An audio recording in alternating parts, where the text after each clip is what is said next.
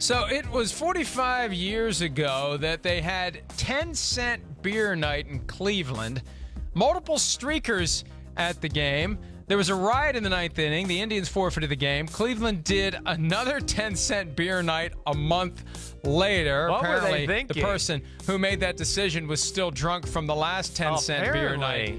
So that was an idea gone horribly wrong, and we will always turn to other sports for inspiration for our PFT Live drafts. So today's draft, NFL ideas gone wrong. Not as wrong as 10-cent beer night, but ideas that were just bad ideas. So, Chris, I know you're ready for this one. I know you've done your research and you're locked and loaded, and go ahead and lose the coin toss so I can make an excellent first pick. You're a jerk, and go with the tails. Thank you. And the rigged coin toss is away, and as usual, it's back to being rigged in your favor. All right, Chris, what do you got? I know you're ready for this. Yeah, you're such a jerk, okay? I am ready for this. You've heard some of my ideas because I didn't think we were going to do this in the draft. I thought this might be a segment that I threw out on group text. All right, first one I'm going to do is I don't even know what year this was, okay? I'm throwing it out there. You saw it on my text message last night. The Chicago Bears fan who jumped out of the stands to catch the field goal against the Green Bay Packers, I believe. It was 1995, okay? Monday Night Football game. I don't know. Do we have the clip, guys, by any chance? I just want to make sure. But either way, here we go. This is, I'm going to catch an NFL field goal kick. That's going to be amazing, guys. Watch me do this. Watch me do it.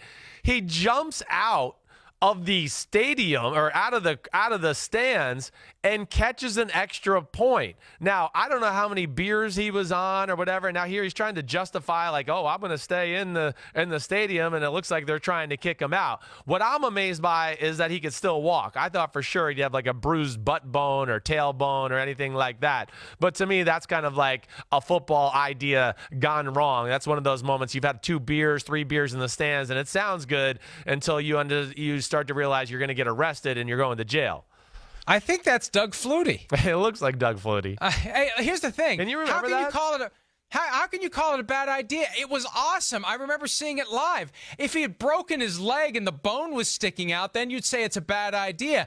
I think it was awesome. There's never been anything like it before. There's never been anything like it again. You remember it 20 plus years later, not because it was bad. You remember it because it was awesome. You know what? I thought that was a great moment. I'll be totally transparent. I didn't realize that he was okay after it. I thought that he, I didn't realize we were going to have video of him running around the stands afterwards. I was going to play. You thought he went splat. Exactly. I was going to play the fact that he's probably hurt and he's got, some issues in the lower body and all that. So that kind of proved me wrong right there. So I have nothing to say in defense of that. All right, here's my pick, and I would have made this pick even if I had won the coin toss. This was a good idea for the NFL gone horribly wrong. Replacement officials in 2012. Leading up to the lockout of the real officials, we heard time and again from the commissioner how the replacements will be every bit as good as the real officials. And that lasted 3 weeks, and it culminated in the Hail Mary play Monday night in Seattle, Green Bay, and the Seahawks, the blatant push-off by Golden Tate in the end zone. Even though they have different rules for pass interference on Hail Mary, we know that now thanks to Rich McKay.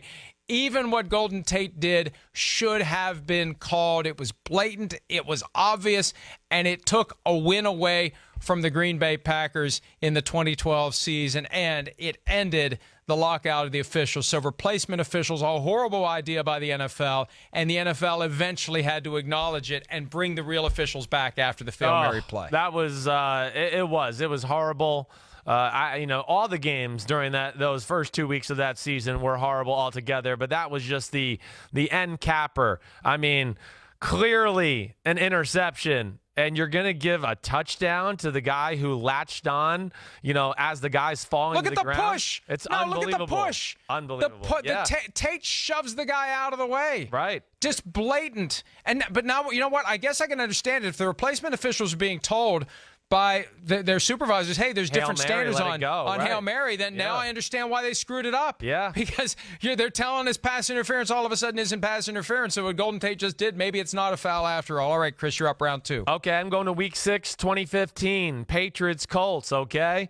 You want to talk about, good football ideas gone wrong. Oh, hey, we're going to have something in the bag to help us beat the New England Patriots. We're going to throw a curveball at them, do whatever it may be. Well, it's 4th down in the 3rd quarter. The Colts are only down by 3 points. Anybody that was watching football all the time's got to remember this play. Colts line up in some crazy fake punt formation, right? Hoping to get the proper look they want. Okay, they got the safety and I think Whalen, like the backup receiver, snapping the ball. They don't have the look that they need to get the first down, and it's 4th and 3. And it is literally one blocker versus 3 defenders, and they decide to snap the ball and, of course, lose 2 yards. That is one of those that, whoa, the idea was great during the week. The execution, the moment, the communication, everything about it, and there's our dude, Pat McAfee, going, what the hell was that? That was the dumbest thing I've ever seen in my career. And we know he's seen a lot of dumb things. So that, to me, was one that stuck out in my brain pretty early on when we talked about this. I like that one. And I remember thinking at the time that Chuck Pagano is trying to get fired because he was on the hot seat at the time. And it's like, what in the world are you doing? And I remember Whalen screwed up. He wasn't supposed to snap the ball. No, he was not. And he You're did. Right. And there it went. All right, mine is it's a big picture one that actually lasted for a few years. And I still can't believe in hindsight the NFL actually did this. Remember when there would be a penalty for excessive crowd noise? Do you remember that? Yeah. That Yes. if the crowd was too loud, that first you would get a warning, and then they would actually administer a penalty against the home team because, God forbid, the fans were too loud. You want the fans to be passionate. You want them to be loud. And I remember at the time as they were like when I would watch the games, it's like there is something weird about this. That's what football's about. It's about instilling and stirring that kind of reaction and be loud, but don't be too loud. You can be loud, but not too loud. And I'm so glad that they realized, I don't know how long that thing lasted. It felt like it lasted longer than it did, but that was a disaster. That was truly one of the dumbest things in the history of sports, Mike. That is such a great pick by you, and I had forgotten about this altogether. But well, what's the point of playing at home if you don't have a home field advantage? I can remember going to one of my dad's games in 1988 against the Los Angeles Rams, Jim Everett. The Giants fans, so loud. It was one of the loudest times I ever heard it. And, the Rams were this passing team. They like to be in the shotgun a lot. The fans got so loud that, guess what? The offensive line couldn't hear Jim Everett say the snap count from 6 yards away in the shotgun. Shocker, with 75,000 people in the stands. And, yeah, there had to be a number of stops during the game to tell the fans to be quiet. I mean, that was so dumb. I don't even know what to say about it. It actually makes me kind of angry as I'm sitting here talking about it. It was that stupid. So great pick by you. You might have just won the draft with that one right there. I'm not even going to lie. I'm not going to lie today. As you know, I did not expect us to have the draft until we started the show. So here we go. What do you have? You've done all right for a guy who was completely unprepared. What do you have for round 3? All right, round 3. I mean, there's a few things I want to go here. I'm going to be transparent. I mean, I kind of want to go with I'm thinking about, the Browns building a stadium by Lake Erie. I mean, that's one of those things. Oh, it's great real estate. Oh, gosh, the weather's bad here. It's hard to kick a field goal or throw a ball. I kind of want to do that, but I'm going to go with something a little more fun to me, at least. The San Francisco 49ers going back to black cleats, okay? I don't understand this. I've argued, or I've made my points clear to my friend Kyle Shanahan about this before, too, but the 49ers wear black cleats right now, Mike. When they lost their Super Bowl to the Baltimore Ravens, they were wearing black cleats. I don't get it. First of all, their uniform doesn't have any black in it, okay? So that's the one thing I want to argue. Second of all, they've won 5 Super Bowls wearing white cleats. why the hell are they wearing black cleats? That's just one of those ideas where it's just like, oh, we're going to go back to our original look of the late 1960s, early 1970s, and have that old-fashioned style look. I mean, I know this is silly altogether, but I mean, I just look at that and go, man, I would change it just on principle right there. Let's see, 5-0 with Super Bowl wins in white cleats, only been to one Super Bowl all the other years in black cleats, and lost it when they were probably the better team on the field that day. So that's just one that jumps out to me.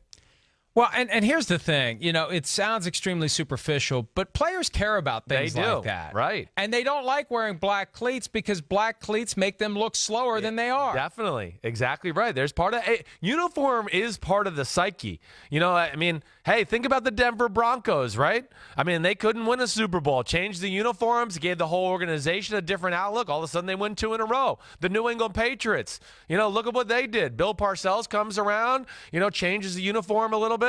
All of a sudden, they're in the Super Bowl. They're a perennial contender every year. So those kind of things can change the outlook and the feel and the aura of an organization. I truly do believe that.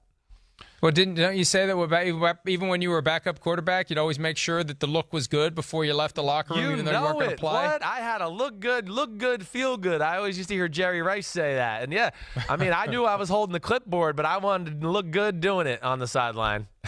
All right, last one for me, and this is a landslide. And, hey, you know, I got to take him where I can get him. The Greg Schiano blowing up a victory formation. And that, look, I'm not saying Greg Schiano would still be an NFL coach right now, but early in his time with Tampa Bay, and I remember he got Tom Coughlin, the coach of the Giants at the time, very upset with him. The idea that the game is over, you're just taking a couple of knees, and all of a sudden the Tampa Bay Buccaneers players at the direction of Greg Schiano are diving into the legs of the Giants offensive lineman to try to force a fumble and get the ball back, and it was a bad look. It was a violation of whatever unwritten rules are out there, and I think it created a sense from the outset that Greg Schiano is not fit to be an NFL head coach, and he only made it 2 years in that role because of that. Now, winning games would have made a difference, but that's the thing. If you're going to do that kind of stuff, you'd better win all your games or they're going to get rid of you, and it just created a very negative outset of a career for Greg Schiano. I remember the show we used to do in the afternoons, I interviewed him for that show, and he was getting a little salty about being asked questions about that dynamic. He was done talking about it because he took so much criticism for it. And there's a reason no one else has ever done it. He's the only one who's ever done it. That shows you what a bad idea it is. Yeah, it was, you know, hey, Greg Schiano, you know, first off, to be totally transparent, went to my high school. I know the guy. He's a hell of a football coach. Yeah, you know it. He's tough. He's no nonsense. You know, he was coached by my old high school coach, Mike Miello, who was a guy that, you know, followed the steps of Vince Lombardi and all that. The game's never over. We're going to play tough to the very end. So that was part of his thinking there, yes, but it's not cut out for professional football that way. It's not. And to what you're saying, too, you know, it did catch on a little bit with a few teams here and there, and I even see it in college football every now and then, to where teams had to stop putting the quarterback underneath the center in those scenarios and almost get back into a shotgun, let's snap the ball back from there and protect them type of formation. But, yeah, got no place in the game, and yeah, you can hurt people in those type of situations, and franchise quarterbacks can get hurt and be done for the year with that kind of stuff. We're way over. We got to take a break. We'll wrap up this Wednesday edition of PFT Live right after this. Hi, I'm Mike Tirico, and thanks for watching. Make sure to hit subscribe for the latest news and highlights from NBC Sports.